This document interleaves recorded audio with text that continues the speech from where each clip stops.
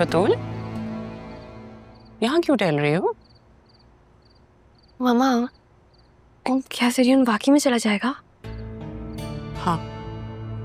मामा, बात को समझने की कोशिश करो। यहाँ रहेगा तो तुम्हारी लाडली रहा उसके आमने सामने ही रहेगी। मामा कभी तो सिचुएशन समझ लिया करे। मैं यहाँ इतनी टेंशन में और आपको अभी भी राह नजर आ रही है। इधर बैठो, sit. I need to tell you something. देखो, ये जो हो रहा है ना, ये बहुत अच्छा हो रहा है। देखो, ज़रियून यहाँ से जाएगा तो राह की नजरों के सामने नहीं होगा। अब तुम्हें वसीम और ज़रियून दोनों का बहुत ध्यान रखना होगा। आज वैसे मुझे बहुत खुशी हुई है जब तुमने कहा कि राह अपने कमरे में और तुम उसे लेने नहीं गई। I was very happy. वो तो मैंने राह की वजह से कहा था, खुद किसी से मिलना नहीं चाहती इसलिए। कभी तो माँ को खुश होने दिया करो। कह देती कि ज़रियून की वजह से नहीं गई तो मैं खुश हो जाती। अच्छा जाए, आई एम सॉरी। मुझे ऐसा लगता है जैसे आप मेरे लिए बहुत एफर्ट्स करती हैं लेकिन मैं समझ ही नहीं पाती।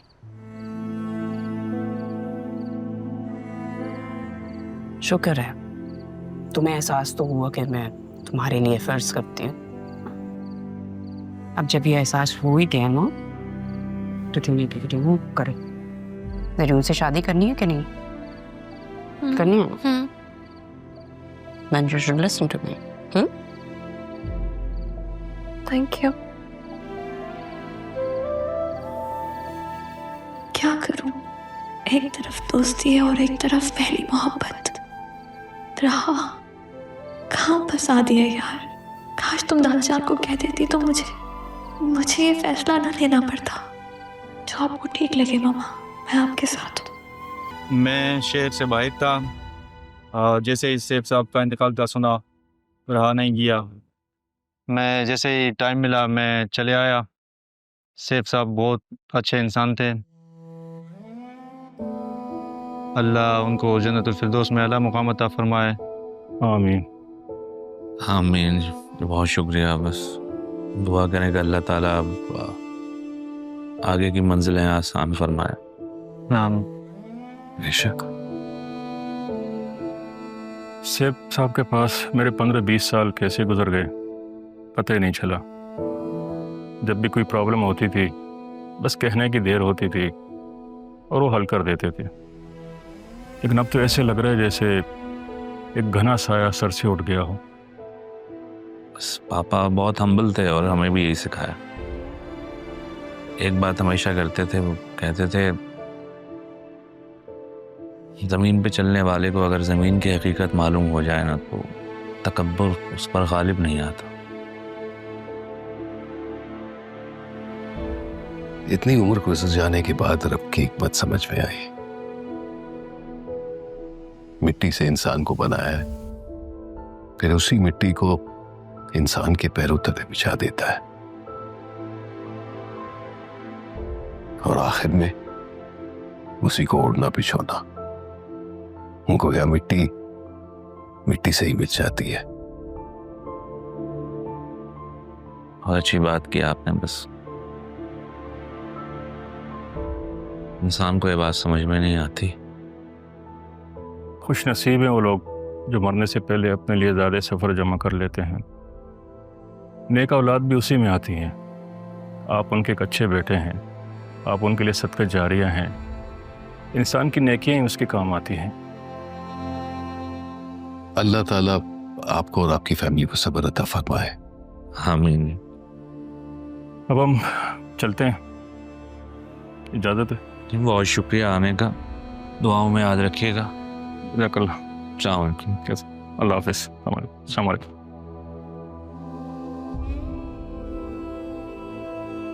आदिल साहब, आपकी इजाजत से मैं राह बेटी को भी ताज़ियत देना चाहता हूँ।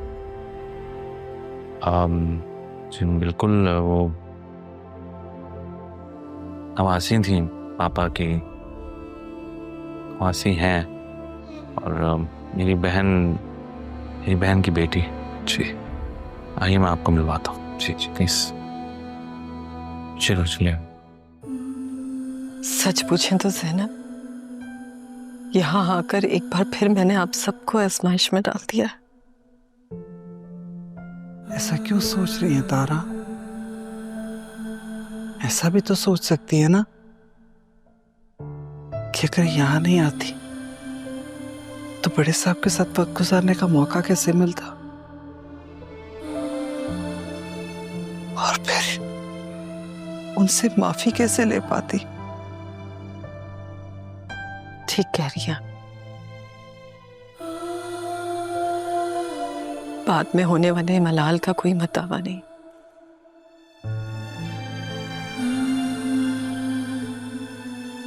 जैसे अम्मा भी की मौत मेरी रूह का जख्म बन गई।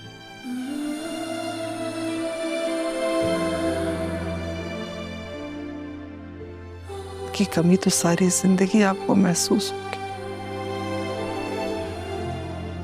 लेकिन एक बात नहीं समझ में आ रही मुझे। मैं तो फोन पे अक्सर आपको आसिया बेगम के बारे में बताती रहती थी, उनकी आदतों के बारे में बताती थी।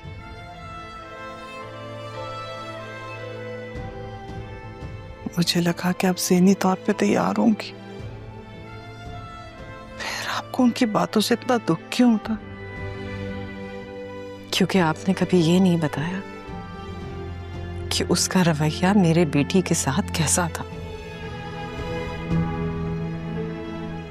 इसीलिए तो मैं आपको बारहा कहती रही कि आप वापस आ जाएं। राहा बीबी को आपकी जरूरत है।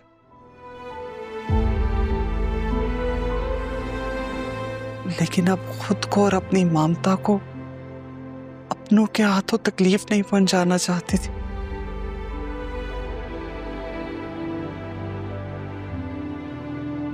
क्या आप ये सारे हालात देख के आपकी ममता को करार है? हाँ, बर्दाश्त तो करना पड़ेगा। अच्छा, मैं कुछ देर आराम करना चाहती हूँ अपने कमरे में, थक गई हूँ।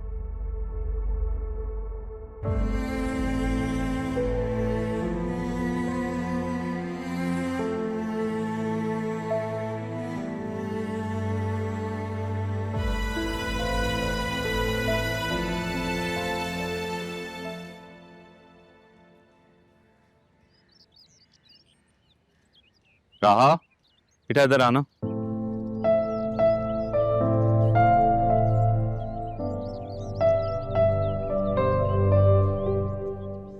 ये कबीर है हमारे